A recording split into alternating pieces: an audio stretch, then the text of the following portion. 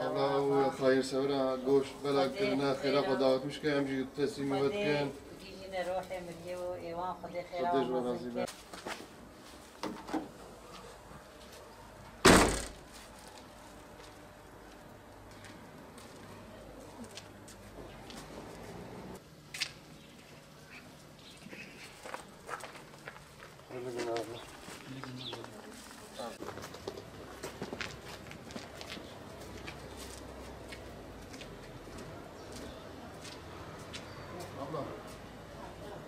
Yetim atken, fakir atken, o khira teslim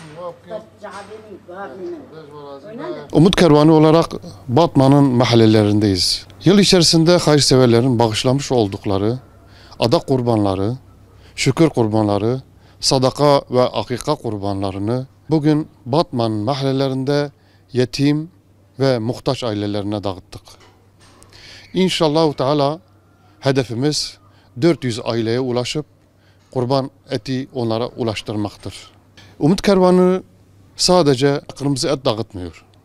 Umut Kervanı yıl içerisinde belirli zamanlarda faaliyetleri olmakla beraber aynı şekilde bize adak ve kurbanlarını ulaştıran hayırseverlerden Allah razı olsun diyoruz. Allah hayırlarını kabul etsin diyoruz.